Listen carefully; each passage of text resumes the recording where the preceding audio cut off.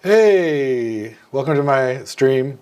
Haven't done this in a while, but I thought it'd be fun to share with you the process that I go through to file trash reports using the trash drone. So I'll just grab the drone. I actually have it right here, just in case you're curious. This here is a Mavic 3 Enterprise. It has the RTK module on top, which gives it real-time kinematic GPS. So that's centimeter grade GPS. Very precise. In fact, I just figured out a trick today to get the RTK to connect again on the second battery. So now I'm getting the second battery's precision is much better. I always have the first battery worth, which is like the first 40 minutes. The majority of the flight has RTK connected to a network during the flight. I guess another cool thing to note about this is that even if you don't have a network connection or an RTK base station connected when you fly, you can always do post-processing or PPK, post-processing kinematics. And that can get the same precision, you just have to run a little post-processing step. And I'm considering implementing that in my pipeline too, then I don't have to worry about connecting at flight time. If I don't have an internet connection or something, then I can still run my missions and get centimeter grade accuracy. So today I went out this morning to fly because yesterday when I went out to fly, it was really windy, like 40 mile per hour winds. And there was a point where the drone was struggling to actually get back to me for a moment there because the wind was so fast. This drone has a top speed of around 46 miles per hour and the winds were going about 42, 43 miles per hour. So the drone was moving super slow coming back for a minute there. When that happens, what I'll typically do is I'll lower down the altitude a little bit. If I bring it down in altitude, then there's usually less wind because there are more things that kind of block the wind. Trees and buildings kind of stir the wind up. You get a little bit less direct wind at those lower altitudes. So let's see. So yeah, let's get right into it. I want to share with you sort of like my process here. And I'm going to start off by showing you how I plan a flight. Okay? So let me just do a little screen share. This, what you're looking at right now, is called the DJI Flight Hub. So DJI Flight Hub is an app that allows you to plan your flights ahead of time. Okay, so here you can see there's kind of like a flight path, and I can actually go into like a 3D view. And in this 3D view, you can see all the different waypoints that I've marked. And one of the cool things about this system is that you can do a lot of little customizations with your waypoints. So for instance, I can set over here to what level above the ground at any given point do I want the drone to fly. Here I have it set to approximately 100 feet in the air. And it will adjust the height of the flight path at each point you give it to be that high above the ground. And so as you can see here, the elevation sort of changes on this flight path, and it really helps to be able to like have the drone kind of auto adjust its height. That helps me with safety, but it also helps with getting more consistent photos and more consistent coverage.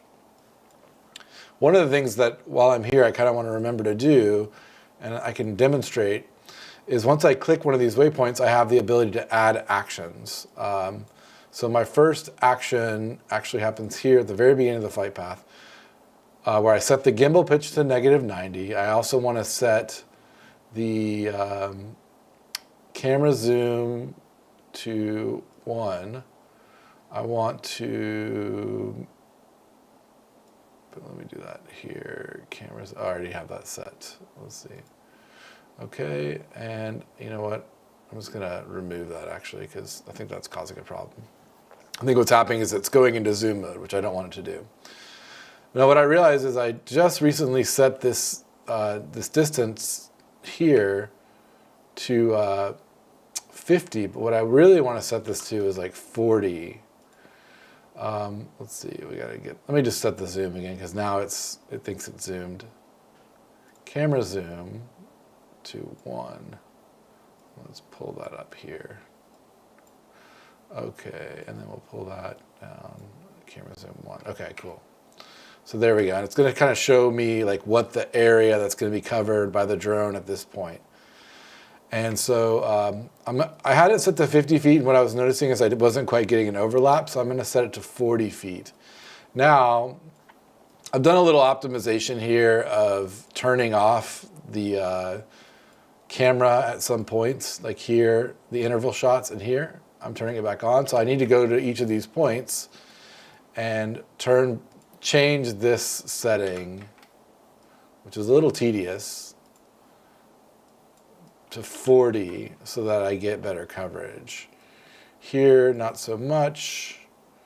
Here, I need to set it to 40, and then it'll keep going. Here, 40, it's already set. Everywhere else, I think, except for here, it's gonna get, so I have a lot of this stuff memorized because I've done this so often, and then here. So I think that's all the spots where I turn off the interval shot and then turn it back on. So then I'll save this. Now this gets uploaded into the cloud, and then when I'm flying the drone, I pull out my remote, and my remote has an internet connection. Okay, so here's the remote. And on the remote, on the screen, I can pull up, and I'll show you this here in a sec. I could actually do a screen share. I guess I could do that. Let me see here. Do I have the right HDMI cable handy or not? I probably do. Yeah.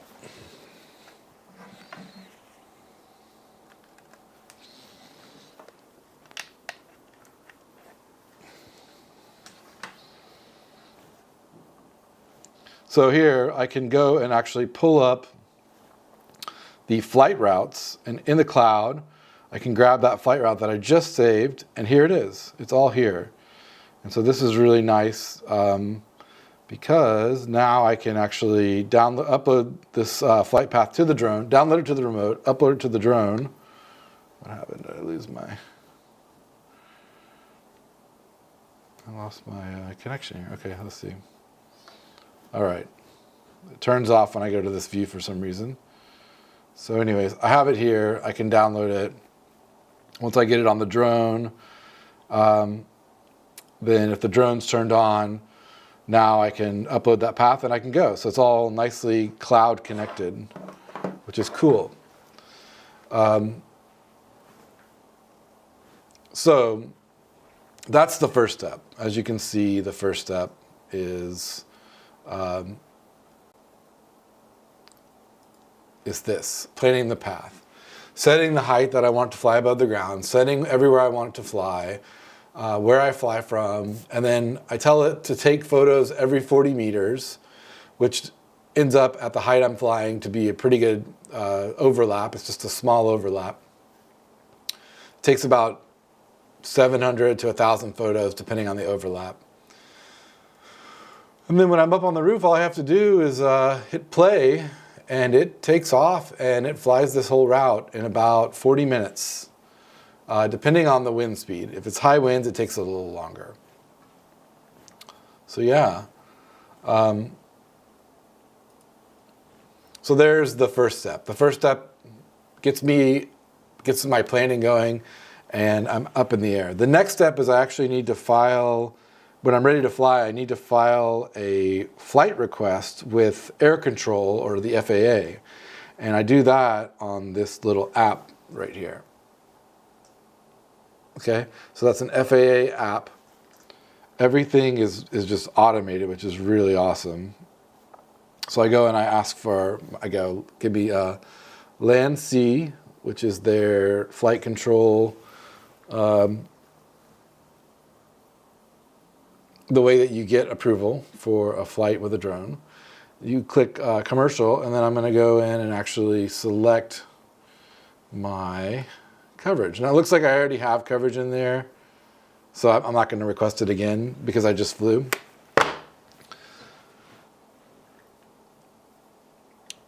Once I have flight coverage, then I can head up to the roof. I can hit play. It'll fly the path. I'll do a couple of maintenance things like check the props. I will clear the memory card before I fly. I'll check all the camera settings to make sure everything is where it should be. Focal length is set to infinity because it's high enough up where the focal length can be at infinity. And then the exposure settings, I try to adjust those in the beginning of the flight. I could make that all automatic, but I just prefer to get it sort of dialed in. And sometimes I want to try different exposures just to get different data for my model. So the next step is going to be I come home, I grab the drone, I plug it into my computer, and it has a USB-C, and that lets me offload all the photos from the memory card. And I basically have, like, it's pretty easy. I just have a folder where I keep all of the stuff. So I have it organized by date, and let me see if I can share that.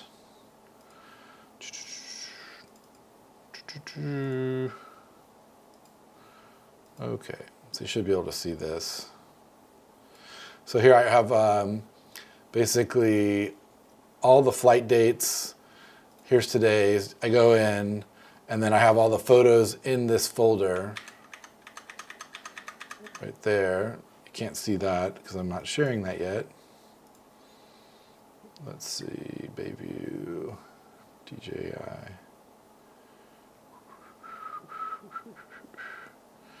Let me just do a general screen share here.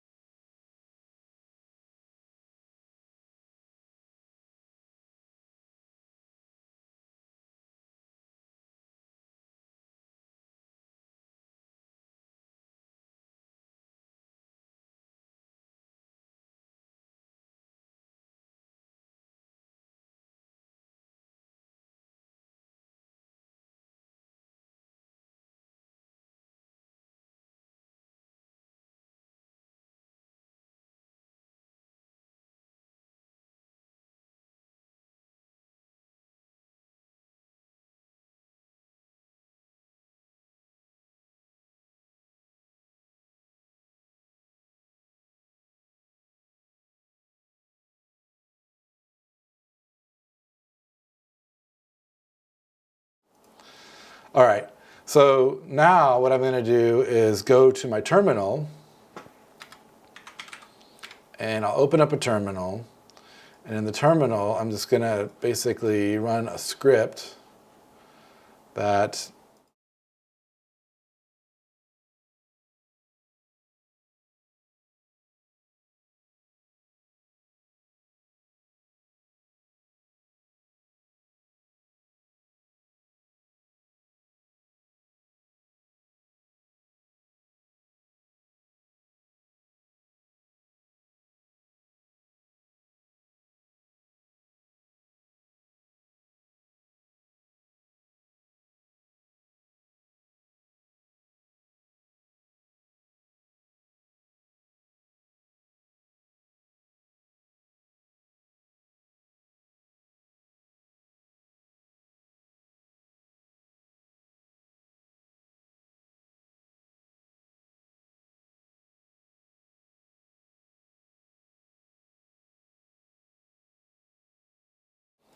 I just realized you couldn't hear me over there, so I need to add my mic. Just give me a second.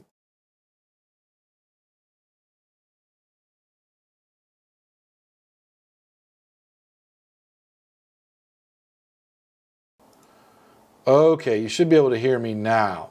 Okay, so let's go back and I'll show you that again so that you don't miss anything. What we got basically here, all these images. I have about 360 images, I think is what we counted. I don't remember exactly. It's fewer because today I had the interval distance set to 50 meters, which is a little too much for it. And this is in a folder. I keep a log of all these flights that I do in this folder. And then I can basically go to terminal, I cd into that directory. Come on, OBS. Catch up. Okay. And then I run this command to upload using AWS S3 Sync to upload all of those images into a specific S3 bucket. I have a queue listening on that bucket, and that queue will kick off essentially this step function runs every hour. I usually just kick it off when I'm ready. And every hour it runs, it checks that queue. If there are images to process in this queue, it'll start my model, which is a recognition model. That's this model here. This is my model, my latest version that I'm running. You can see the precision, recall, the threshold I should run it at, F1 score, etc. You can also view like how it did on the test set here. I'm just realizing there's a delay between what you're seeing and what I'm showing. I wonder how I can fix that. Well, okay, there we go. So this is looking at the test data set. The test data set shows me how my model performed given like a set of pre-labeled images that the model has not seen in the training phase. So it's like new data to the model at that point, and it can use that to sort of like determine how well it's done on training. Trash data is really tricky though, so there's a lot to learn there. All right, so I apologize for those audio issues, for the lag issues. I'll figure that out in the future, or maybe later today after I run this video. Okay, so you've seen the recognition model, you've seen the step function. The step function's running right now. The next thing that you would want to see would be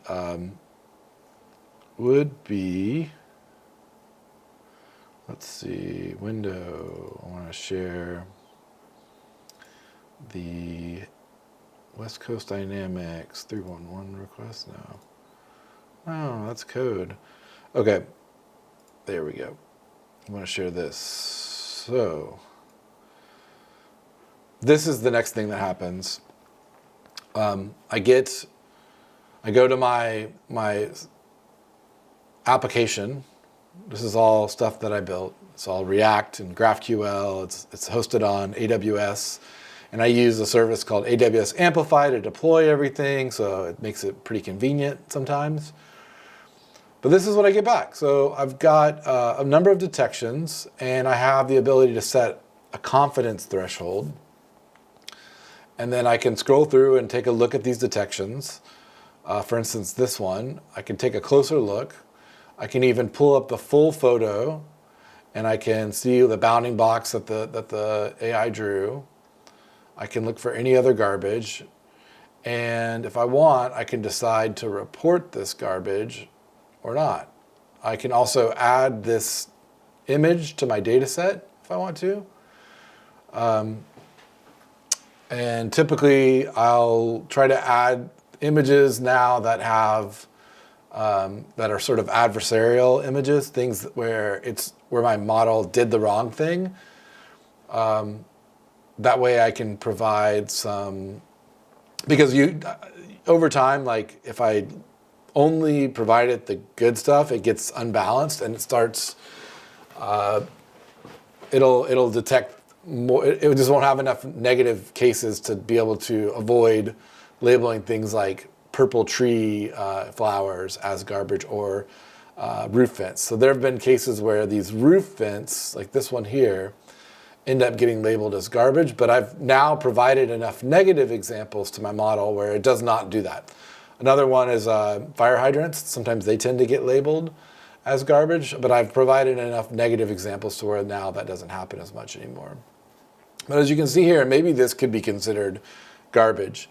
I mean, it is, but this looks like it might be the possessions of whoever's erected this temporary home. And DPW won't clean that up. However, it is garbage, and if it wasn't near this home, we might be able to clean it up. So that's one of those things that I have to think about. And in that case, I think I'm going to add it to my data set. So what I'll do is I'll come back here, push this beaker button, and once I hit this beaker button, I can go in here, and now I have the data set in this image in data set labeling mode. And I can actually go in and add new bounding boxes.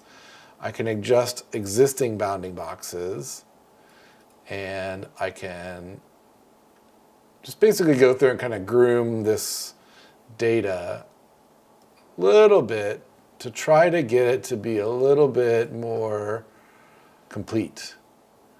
And once I do that, then I'll be able to add it into my training data set, my larger training data set, and I can use it to improve my model. So I'm going to try to avoid selecting this fire hydrant. There's a bit of an art to these bounding boxes that I've been sort of iterating and learning over time. You don't want to have them overlap, and you also don't want them to include things that aren't garbage. But some amount of including things that aren't garbage is sort of necessary because it's a box. So you learn. So once I get all that stuff labeled, it's not garbage. Then I will hit the P button, which adds this to my training data set. There we go. I think I want to report this, so I'm going to go ahead and swing back into here, and I'm going to report it. So when I hit this button, that'll bring up a little UI, and I'll squeeze this down so we can actually see it better. Okay. Aspect ratio is a little funky, but that's fine. So here we can see that there's some garbage, and I want to report it. So I'm going to take a look at it. I would call this like a large pile, and I'm going to say that it contains loose debris, garbage bags, cardboard boxes. It is on the sidewalk. It's not blocking. I don't know. You could say this is kind of blocking. I should probably change that to handicap, but yeah, blocking access for people with mobility issues. And then I can pick a category. In this case, 311, SF311 has asked me to file something like this as other loose debris and garbage. So I click that button. It's going to create a 311 request, and in a few seconds that'll be there, and we can go look that we filed it with SF311. So now that's been filed with the public department who's responsible for sending cleanup crews. Okay. And then I'm going to go through all this stuff and do that same thing for each one. So here, I'm going to look at this one, and yeah, it looks like something I want to file. I'm going to check out the image just to see if I can add it to my training data. Is there anything that it did wrong? No, it seems pretty good. It's detected a lot of garbage over here. I mean, this is somebody's possessions once again, but this looks like actual discarded garbage. I can have them come pick that up. And we'll go ahead and file that. So we'll go over here, we'll hit this, we'll say this is a large pile containing loose debris, and it's near an encampment. It's on the sidewalk. I mean, it's not really much of a sidewalk. It also seems to contain some, maybe it's like furniture, I don't know. It's like some larger pieces. I think that's gonna do it. Okay, I'm gonna file that as other loose garbage and debris as well. Okay, that's been filed. So we'll close some of these down. And then we'll go on to the next one. This one I'm not going to file it because it's just so close to that encampment. This one I will file it.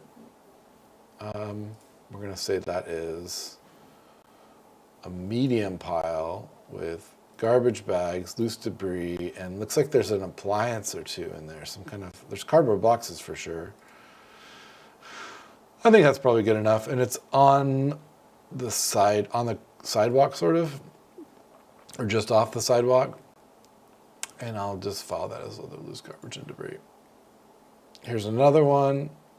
We're gonna file this one, which is loose debris, garbage bags on the road. I can't tell, is that near an encampment? No. I don't think that's an encampment. It's just on the road. Okay. And we'll file it as loose garbage and debris. Okay. Another thing to note is you can actually see the confidence score that the model thought this was garbage. So the model was 99% sure. It's right up here. It's kind of tricky to see. Maybe I zoom in, you can see it. Right there. 99.09% sure that this is garbage. Really good. Good job, model. So this one has furniture, it has a couch, has a lot of stuff. So we'll file this one with a more than a truckload because it has a couch in it. We're going to say furniture, loose debris. It's on the road, on the curb, and on the sidewalk. And yeah, it has some garbage bags in there. And that's about it. So then we can probably provide the full photo for this one because it's such a large pile. I think it'll come through in the final result. Let's see here.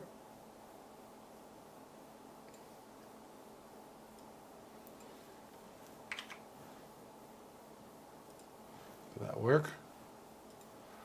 Okay. Here's another one. So the model was 98.78% sure that this is garbage. And so we'll file that. This is a large pile, and that's also containing furniture, garbage bags, some loose debris. It's on the curb and on the road. And it's not really blocking access. We'll provide a full photo because it's a pretty big pile, and file that now.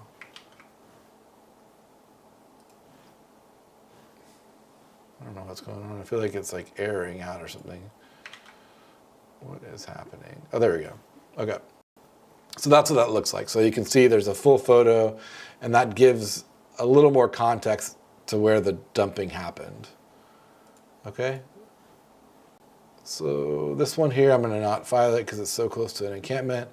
This one here, it's in this corner. So look, this one probably will not get taken care of by DPW because it's considered to be private property since it's touching this fence and touching this fence. So I've filed this pile enough times where I'm just going to leave it alone. And so I'm just going to mark it as garbage, but I won't actually file it.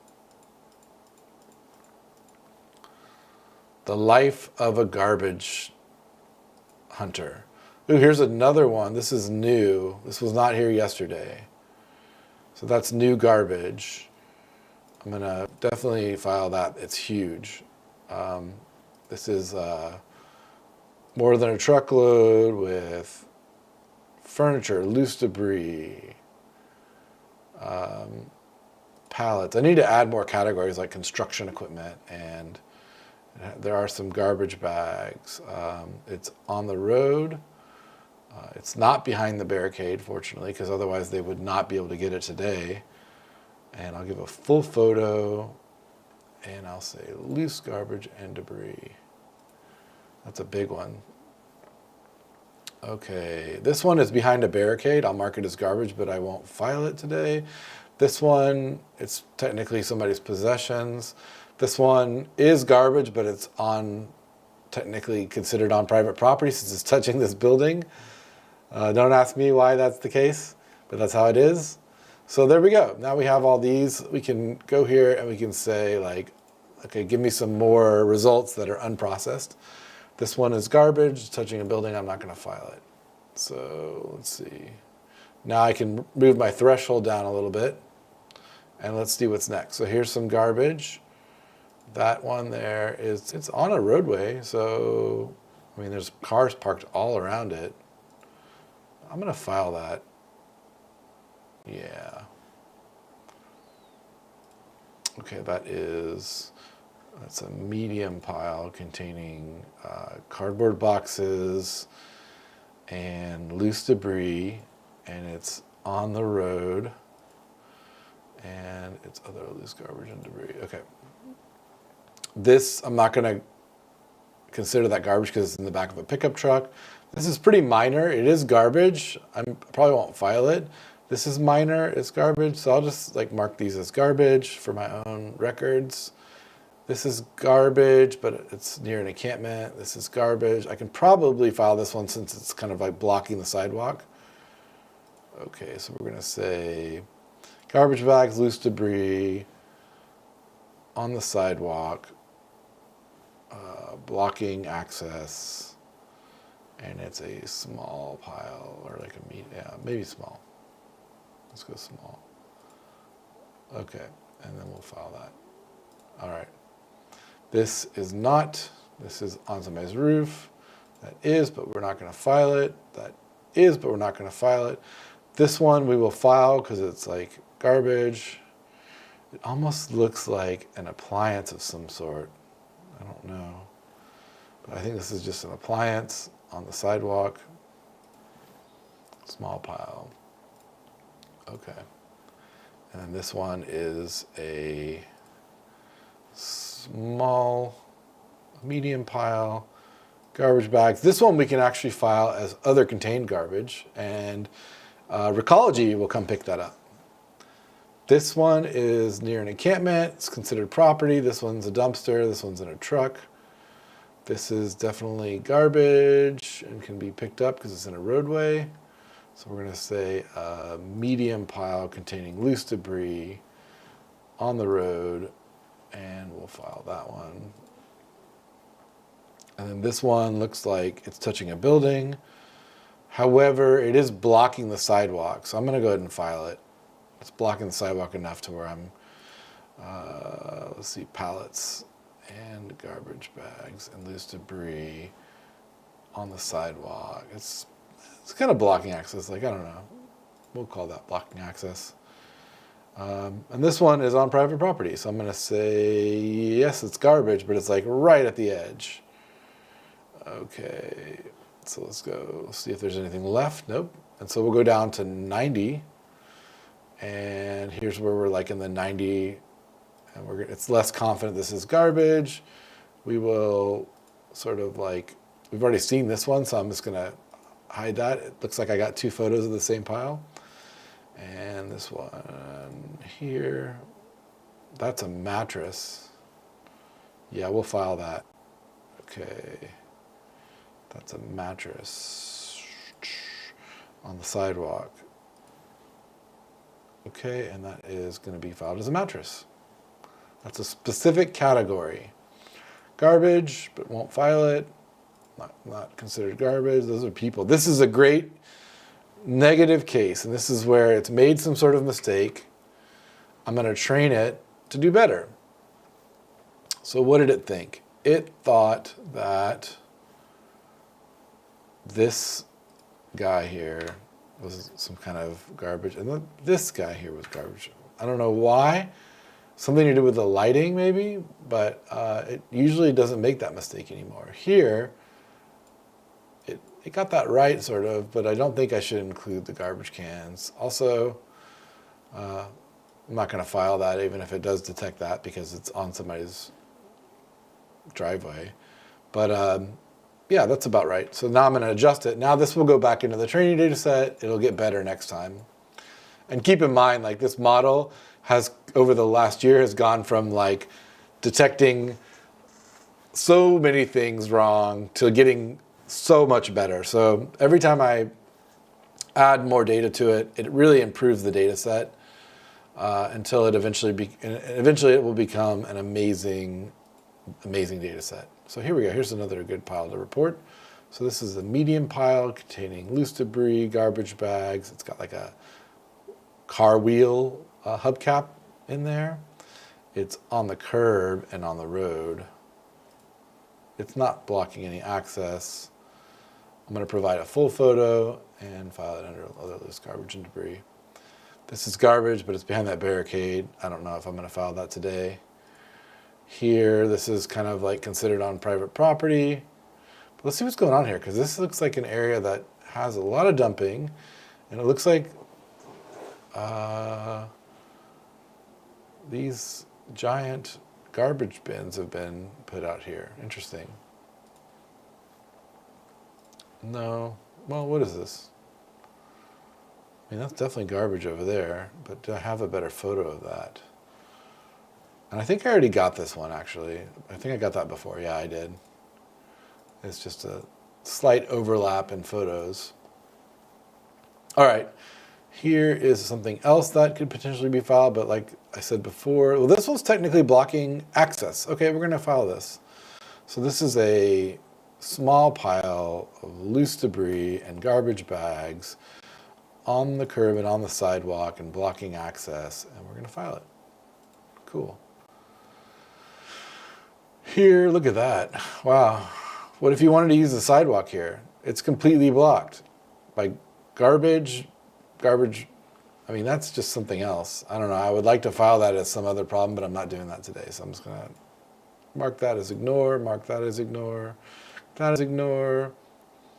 Here, I'm just going to say these are garbage, but DPW is not going to pick that up. It's just one little piece of garbage. So I think we're done. Here, I'll mark it as garbage, but I'm not going to file it.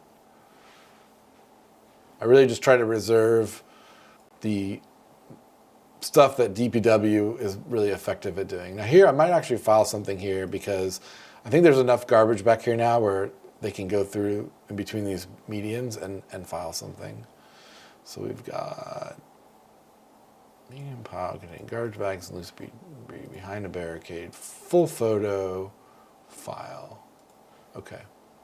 This is garbage, but it's in an area they're not going to pick up. This is garbage, but they're probably not going to pick that up. And this we already saw was not garbage, and we already corrected that in our data set.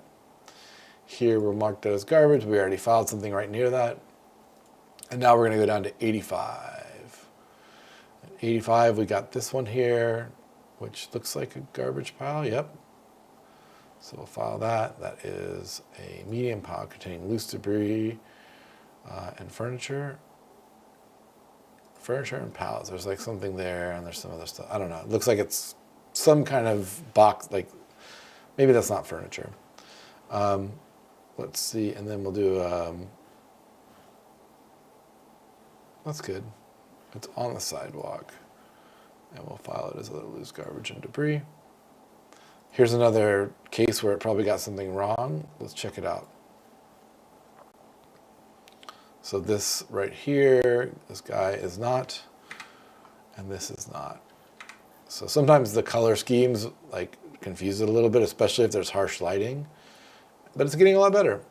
It used to detect a ton of things, like I said, like all these roof vents would have been detected before, but not anymore. So I'm gonna fix this one by going, add this to the training set. Let's go and do the corrections. And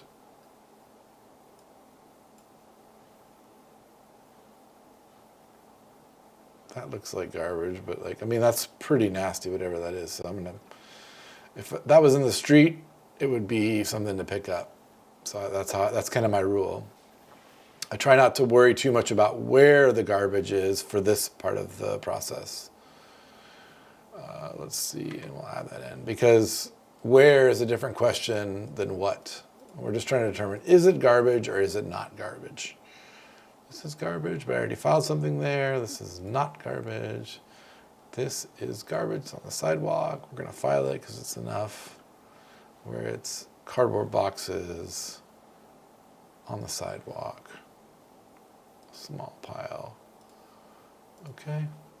This is somebody's possessions. This is garbage. This is not garbage. What's that? Let's go check that one out. See what we can learn here. All right. So it thinks it has a problem with this area here. These containers. It always thinks they're garbage. So I'm going to keep adding that as a negative example.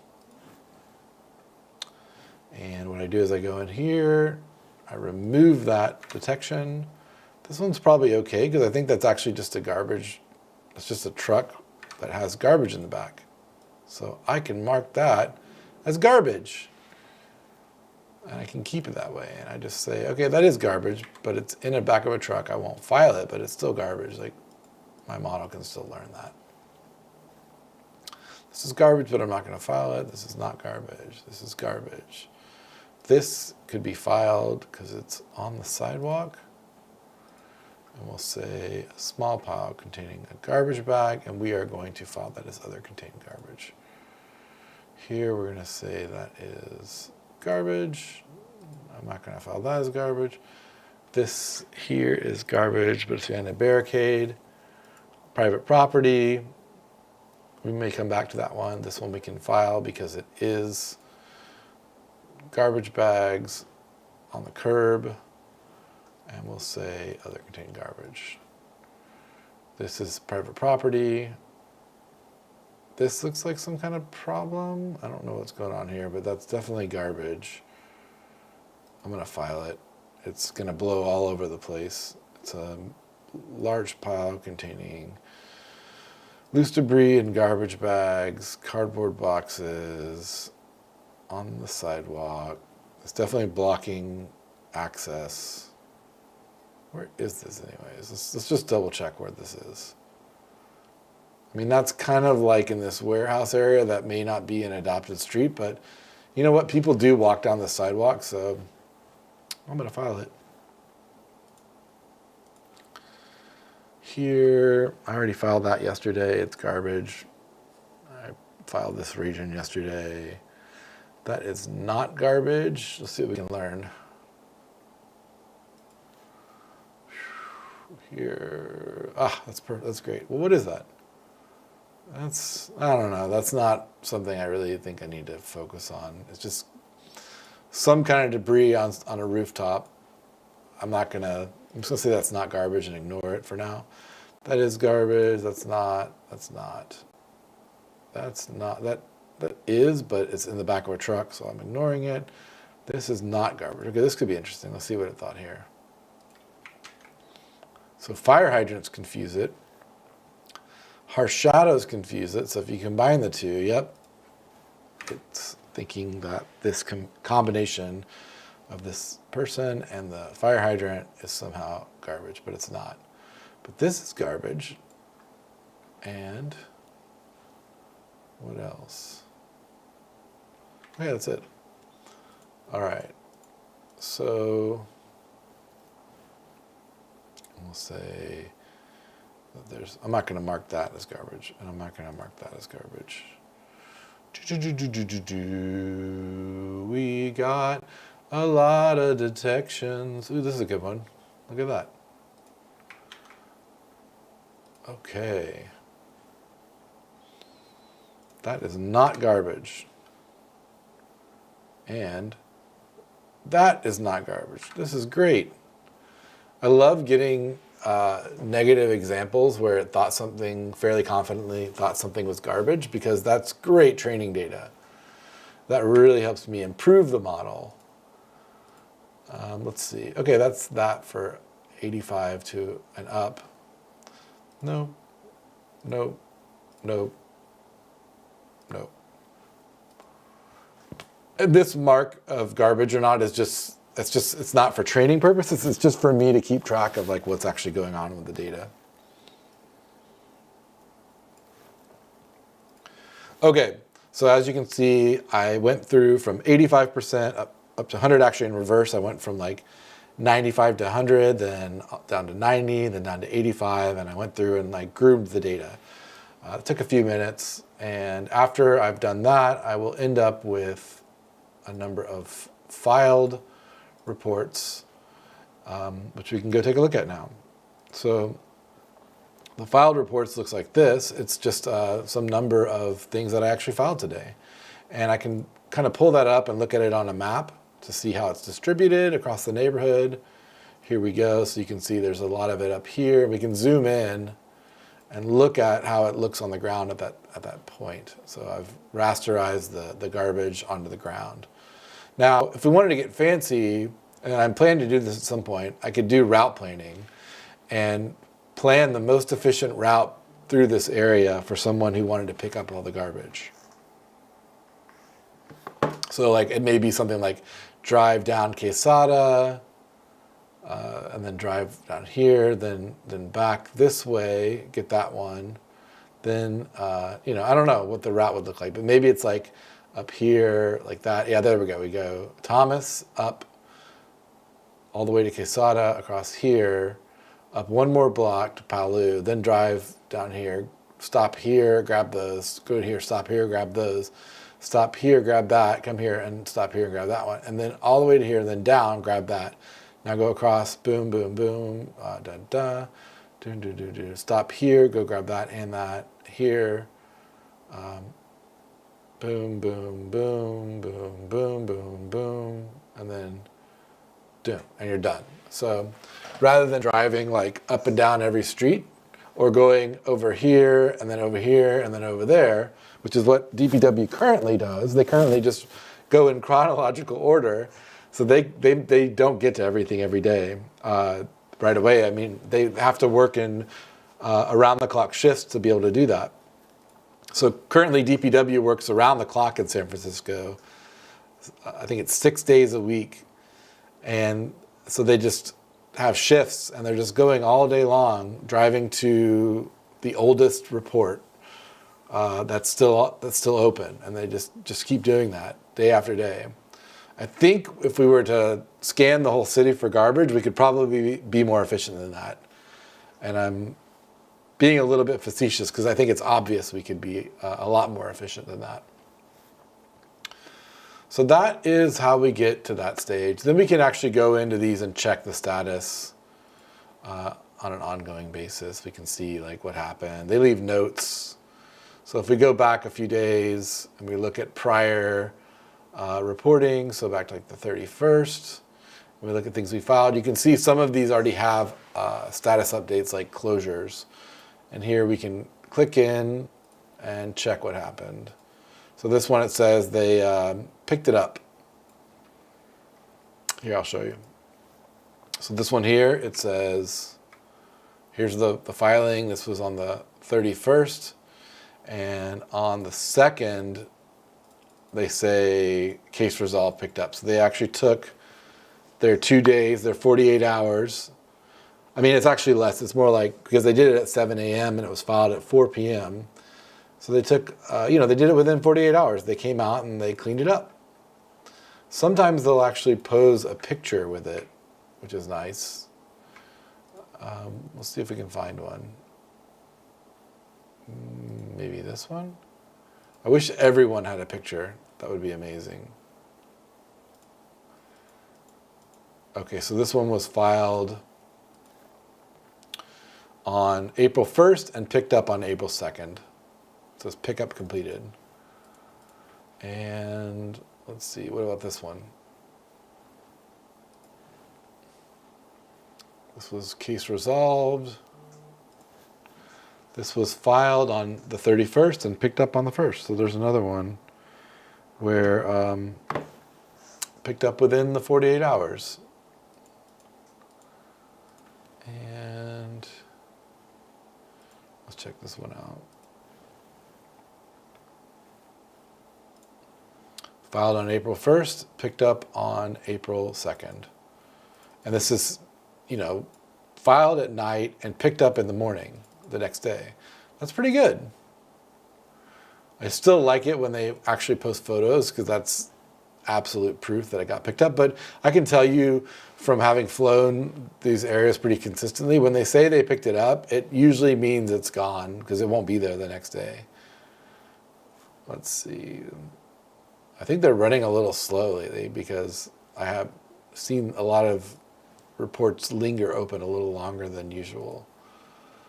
So this was filed on the 31st, and then it was picked up on the 2nd, but early in the morning on the 2nd. So they still had until 4 o'clock that night, and they got it at 8:29 a.m.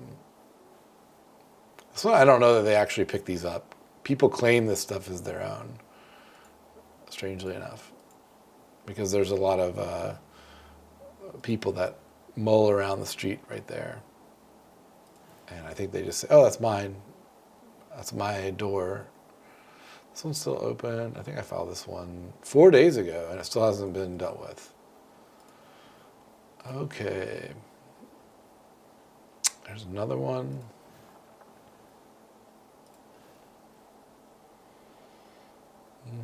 Right next to the YMCA. Filed on the 31st at 3 p.m., picked up the next day. So within 24 hours, that was picked up. Okay. Close some of these other tabs down. Yeah, so there you have it.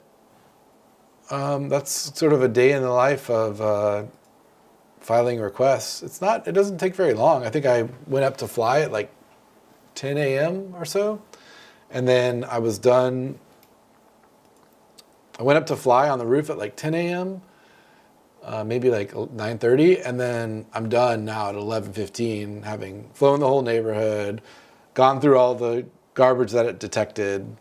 Uploaded the photos, had the automatic detection happen, gone through all the photos, added some data to my training data set, and then also filed some 311 reports. So let's just look at how many I filed today. So we'll go change the date to today. We will get that result, and let's just take a look. So here we go. Here's that map. And if we zoom out, we can cluster it, and we had filed 21. That red dot just indicates which location I'm currently looking at in the scroll view, so it doesn't actually count. But yeah, there's 21 piles today. And what I'll usually do is I'll go in, I'll grab a screenshot of that region. Ka-chow. And then I'll head over to Nextdoor and give my neighbors an update. Say, oops, I don't want to do that. I want to add a photo. Okay. Actually, what I like to do here is I like to use ChatGPT to write my post for me. So I'll use GPT-4. I'll say, write a nextdoor.com post letting my neighbors know that I filed 25. How many did I file? I can't remember anymore. 21. 21 requests for street cleaning for trash of trash for cleaning of trash. I'll let her for clean. This is why I like to use it for cleaning of trash with SF311. The trash drone is aiming to fly every day between now and April 20th. So I can present the findings at the Illegal Dumping Conference in Oakland this month. Okay, so we're going to ask it to write me a little Nextdoor post. I love GPT.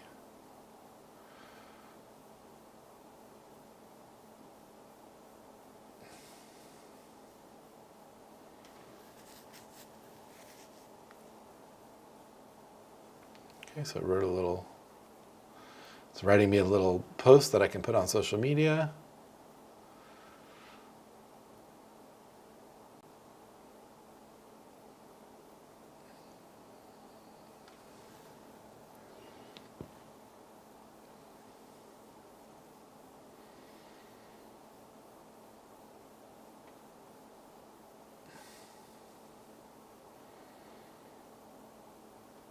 That's like a real long form letter, but I'm going to use it. Sometimes I like to do that. Let's see. There we go. And I'm going to actually go grab some photos of some of this garbage because I like to do that.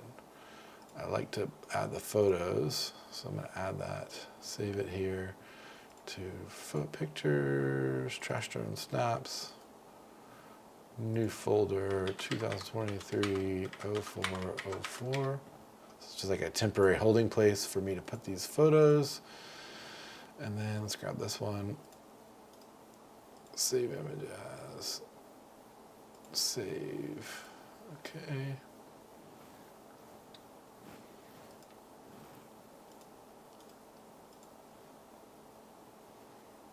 Save.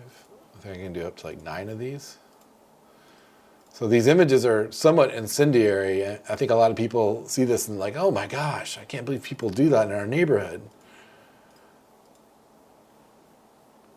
And then that gets people feeling like they need to take action. And the more of us that want to take action, and we let our representatives know, the more things happen in our neighborhood. That's how it goes. We'll do this one too. Okay. So now we'll go over to the Nextdoor post. I'll add in these other images and we're good to go. So that's my day of trash reporting right there. So yeah, thanks for joining me on this awesome trash reporting journey.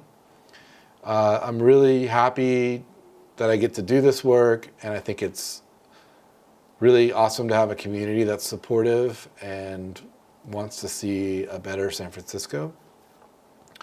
And with that, I'll bid you adieu, and I will see you